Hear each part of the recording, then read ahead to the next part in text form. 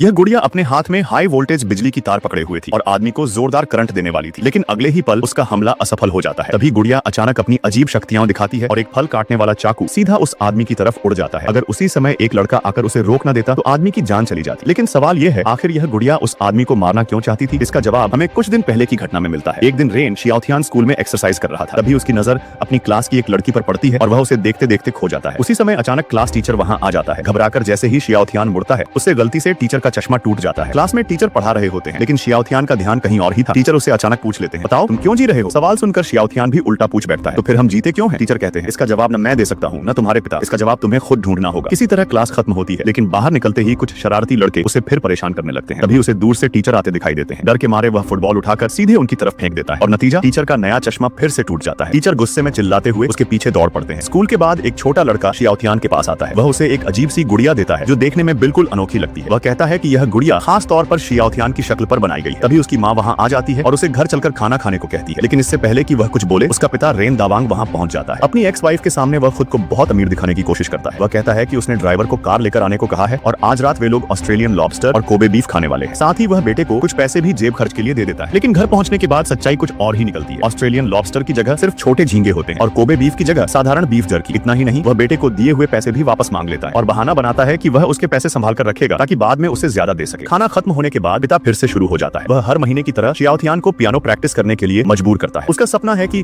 उसका बेटा एक मशहूर पियानो प्लेयर बने। लेकिन शियाओथियान का सपना कुछ और ही था। वह अंतरिक्ष और सितारों से प्यार करता था और बड़ा होकर खगोल वैज्ञानिक बनना चाहता था। पिता के दबाव में वह मजबूरी में पियानो बजाने बैठ जाता है। तभी अचानक आसमान में एक टूटता हुआ तारा दिखाई देता है और उसी पल उसे एहसास होता है कि उसके पीछे रखी हुई गुड़िया गायब हो चुकी है। लेकिन जैसे ही वह मुड़कर देखता है, वह गुड़िया अचानक उसके सामने खड़ी दिखाई देती है।